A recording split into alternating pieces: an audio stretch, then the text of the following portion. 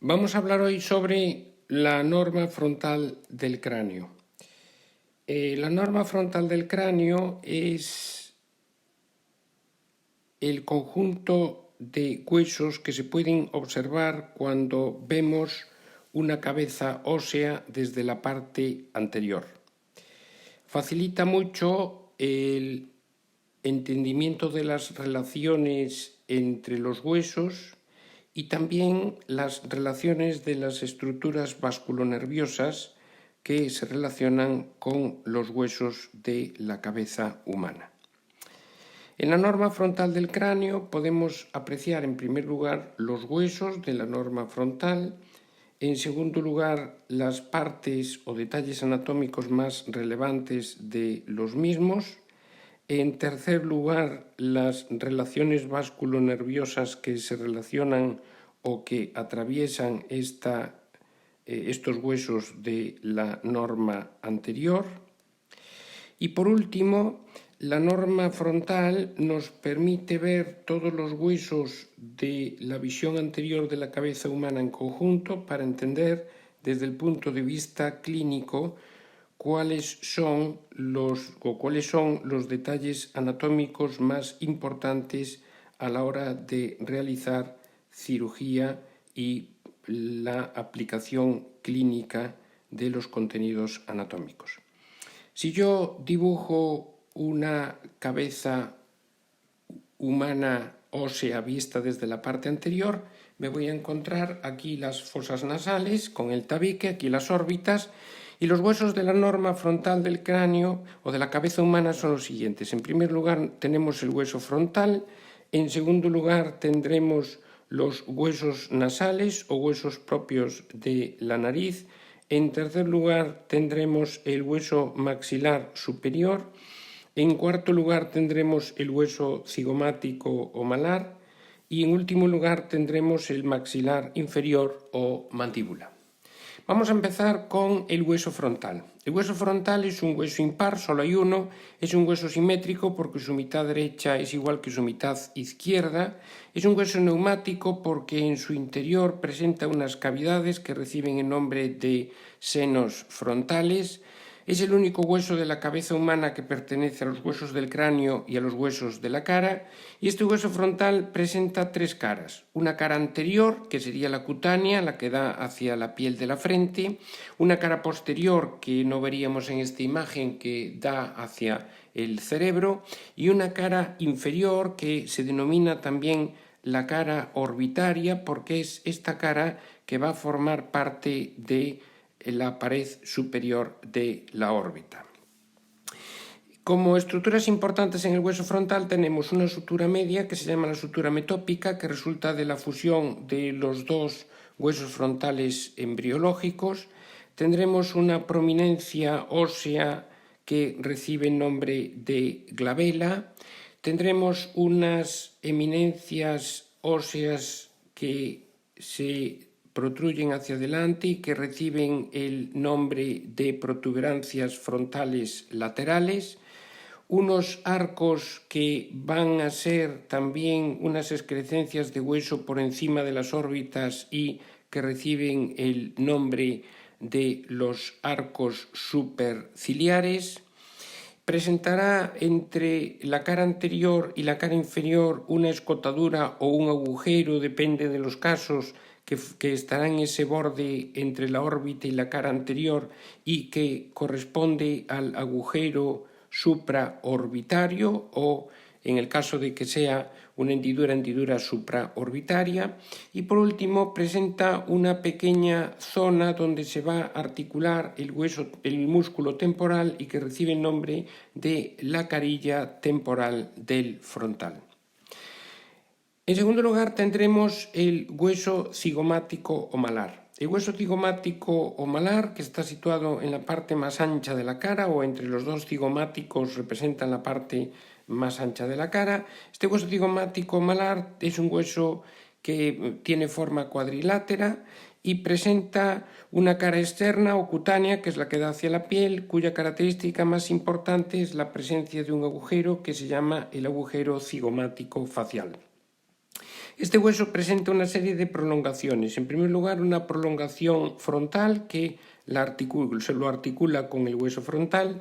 En segundo lugar, una prolongación de hueso hacia el maxilar superior que recibe el nombre de prolongación o apófisis maxilar, y una tercera prolongación que no veríamos en esta imagen, que es lateral y que se dirige hacia la parte posterior para articularse con el temporal. En tercer lugar, nos encontraríamos con los huesos propios de la nariz. Los huesos propios de la nariz son dos huesos pares. Son dos huesos planos que presentan una cara anterior cutánea, que es la que formaría el puente nasal, y una cara posterior que se relaciona con las fosas nasales. Y presenta cada uno de ellos cuatro bordes: un borde lateral, un borde inferior que forma parte de la zona superior de la abertura ósea de las fosas nasales, un borde medial que se articula con el otro hueso nasal y un borde superior. A continuación tenemos el maxilar superior. El maxilar superior es un hueso par, hay dos, uno derecho y otro izquierdo. Es un hueso neumático, ya que en su interior presenta una cavidad aérea que recibe el nombre de seno maxilar, y además es un hueso que presenta un cuerpo, y este cuerpo tiene como característica que va a tener forma de una pirámide triangular. Una pirámide triangular que tendrá su base hacia las fosas nasales y su vértice hacia la zona del malar o del cigomático. La base, como digo, forma parte de la pared lateral de las fosas nasales, y las tres caras del cuerpo será la cara anterior, que será esta, que es la cutánea, donde aparecerá o donde existe un agujero que se llama el agujero subinfraorbitario, porque está por debajo de la órbita, y una segunda cara que sería la cara orbitaria, porque forma la parte de la pared de la órbita, y una cara que no veríamos aquí, que sería la cara subtemporal. Por lo tanto, el cuerpo tiene esta forma piramidal con una cara anterior, una cara orbitaria y una cara infratemporal. Y presenta cuatro apófisis. Una apófisis ascendente que va a articularse con el frontal, por eso se llama apófisis ascendente o frontal. Una apófisis que es la prolongación que va a dar el maxilar superior hacia el cigomático malar, que se llama la prolongación cigomática. Otra prolongación de hueso que va a ser la formada por la erupción de los dientes y que recibe el nombre de prolongación alveolar. Y una cuarta prolongación que no se vería en esta imagen, que sería la prolongación palatina para formar el paladar duro. Además, en este maxilar superior tenemos como característica especial que la zona donde está la prominencia de la raíz del canino recibe el nombre de eminencia canina, y la fosa que está situada lateralmente es una depresión que recibe el nombre de fosa canina. Por último, en los huesos tenemos el maxilar inferior. El maxilar inferior es un hueso impar, solamente hay uno. Es un hueso simétrico, es igual su mitad derecha que su mitad izquierda. Y en este maxilar inferior distinguimos tres partes o tres porciones. Un cuerpo, que es donde están alojados los dientes, que tendría forma de herradura y que es donde estaría la porción alveolar del maxilar inferior. Y tendría también dos ramas, una rama ascendente derecha, que sería esta, y una rama ascendente izquierda, que sería esta otra. Por lo tanto, tiene tres partes: un cuerpo con forma de herradura donde están alojados los dientes, y dos ramas ascendentes, una derecha y otra izquierda. En la norma frontal veríamos fundamentalmente la parte anterior del cuerpo de la mandíbula, y en esa parte anterior distinguiríamos, en primer lugar, una zona sinfisaria que se denomina la sínfisis mentoniana. Por debajo veríamos una protuberancia que ya forma parte del borde casi inferior, que recibe el nombre de protuberancia mentoniana, y a los lados existirían dos tubérculos que reciben el nombre de tubérculos mentonianos. Además, existe un agujero en la mandíbula a nivel de los premolares que recibe el nombre de agujero mentoniano. Y por último, decir que hay una línea que recibe el nombre de línea oblicua externa, que va a separar la parte alveolar del resto de la porción anterior y de las porciones ascendentes de la mandíbula. Esto sería cómo se verían los huesos en la norma frontal.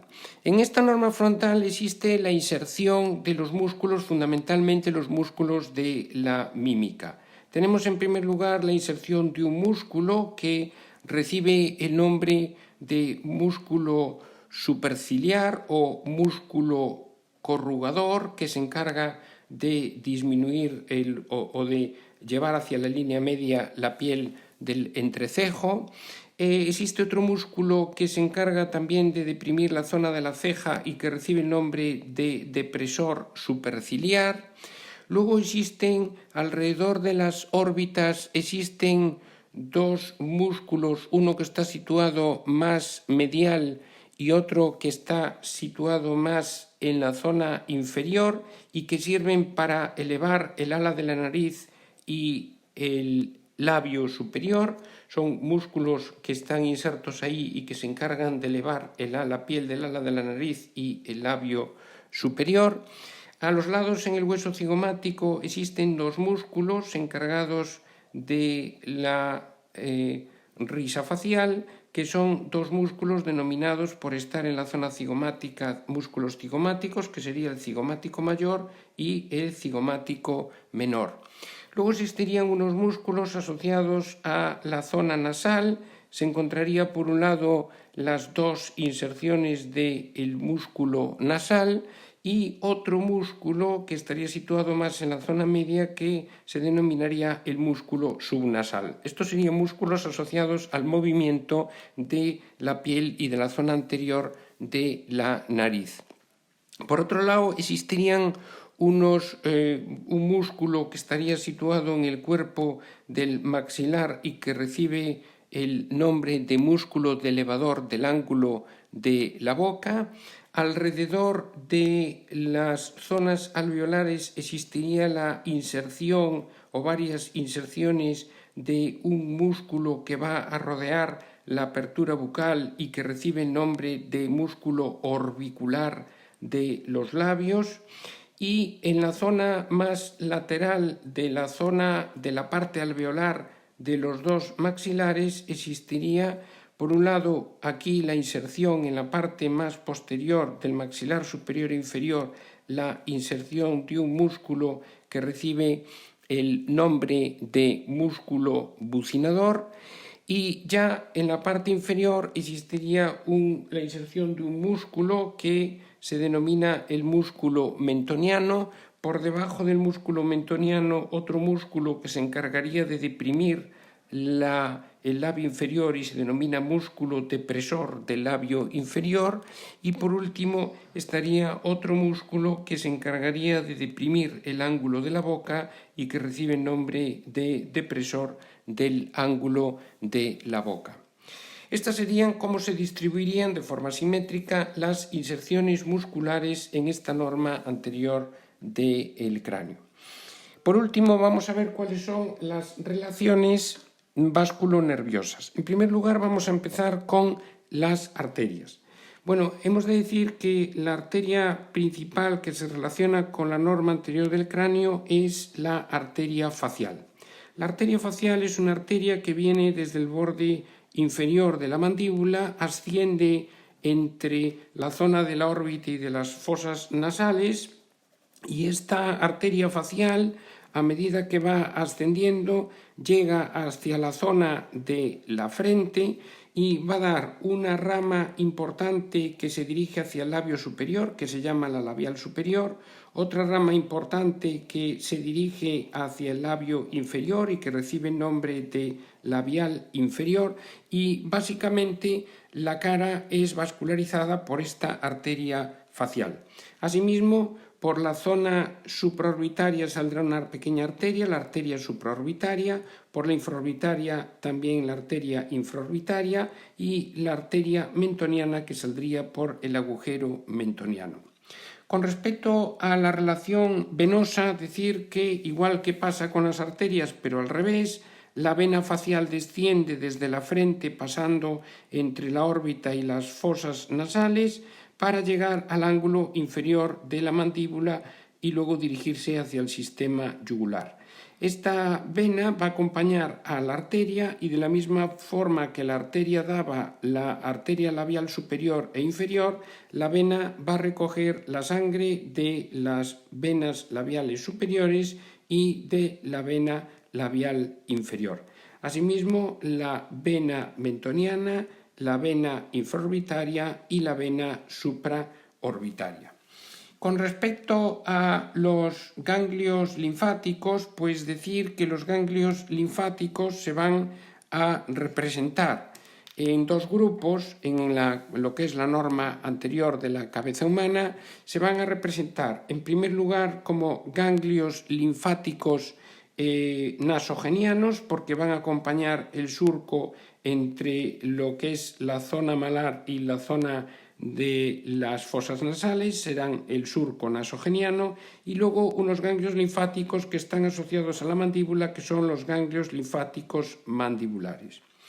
El sistema nervioso o los nervios periféricos que se relacionan con la norma anterior de la cabeza humana, pues siguen básicamente algunas de las ramas vasculares, arteriales y venosas. Así tenemos en primer lugar el nervio supraorbitario, que sale por esta escotadura o agujero supraorbitario, el nervio infraorbitario, que sale por la escotadura o agujero infraorbitario, el nervio mentoniano, que sale por el agujero mentoniano, y luego en la parte anterior ya de la piel que cubre esta zona de la cara, pues vendrían las ramas del nervio facial que van dirigidas a la inervación de los músculos de la mímica. Esto sería un resumen de la norma frontal de los huesos de la cabeza humana y sus relaciones. Muchas gracias.